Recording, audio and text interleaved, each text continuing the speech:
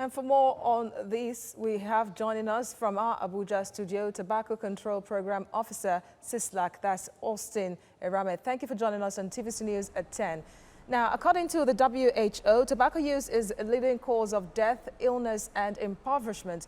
Would you say that all anti-tobacco measures put in place around the world have actually been effective? Thank you, Azizat, for having me. Good evening, Nigerians. Broadly speaking, I think globally there's been, in recent time, increased advocacy around the issue of tobacco control. But however, there's still been a lot of interference with regards to how the tobacco industry continue to water down on the attempts by tobacco control advocates to actually ensure that their general advocacy comes to light.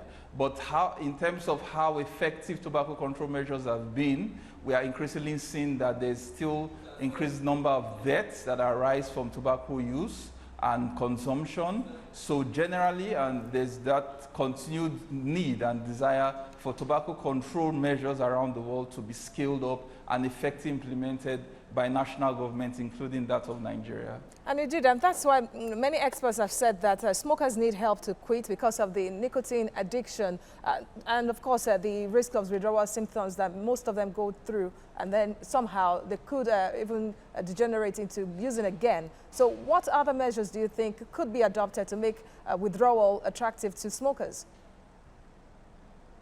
Thank you very much for that question. I think one of the most effective measures for tobacco control that has been proven over and over again across the world is the use of price and tax measures for controlling the use and consumption of tobacco products. So what it does is that the more price measures and taxes are increased on tobacco products, it becomes less accessible to those that ordinarily would have been using tobacco products. Nigeria has over time been trying to make considerable amount of progress as it regards taxation on tobacco products. Very recently, we've had the upward review of taxes on tobacco products, and those the increment is being spread across a 3-year lifespan. So from 2018 up until 2021, there's going to be minimal increases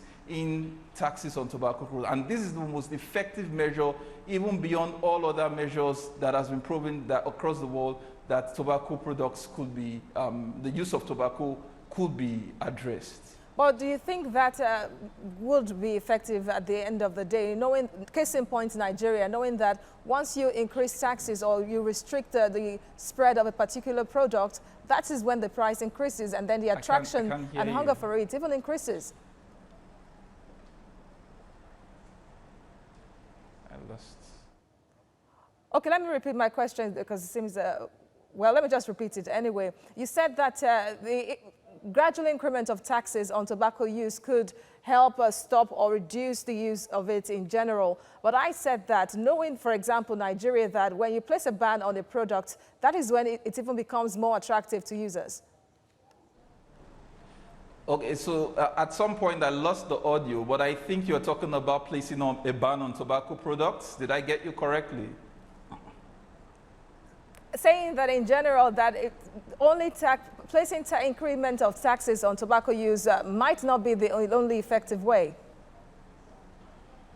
No. So what I was saying is tax measures, tax and price measures are one of the most effective measures of tobacco control that has been proven across the globe. However, they do not stand alone as a measure of tobacco control.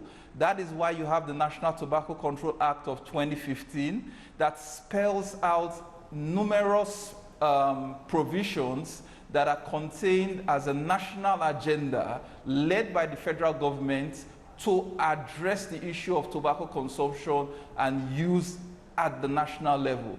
So what that act does is that it spells out various aspects of tobacco control, and it also makes the establishment of the National Tobacco Control Committee mandatory So beyond 2015, 2 years down the line, we're able to, as a country, institute the National Tobacco Control Committee, which is a multi-sectoral, multi-level consultative platform being led by the Federal Ministry of Health.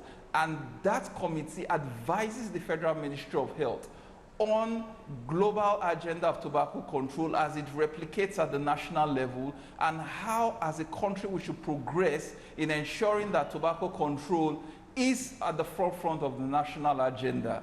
Now, tobacco control or tobacco use is not a standalone issue. It's a component of the entire public health agenda. I mean, this year the WHO is identifying tobacco and the issue of lung health as the theme of the year. And this is to begin to show the narrative of how tobacco use actually impedes on effective use of your lungs as an individual, and how it contributes to the overall public health menace we're having.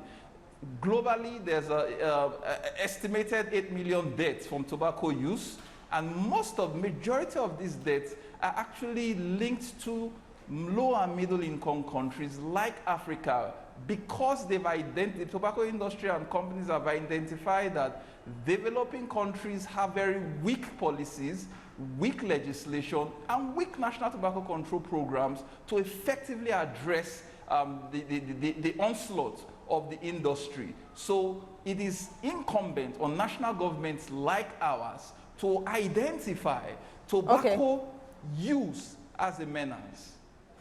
Austin Erame, Tobacco Control Program Officer of CISLAC, thank you for your analysis on TVC News at 7 as the world commemorates World No Tobacco Day.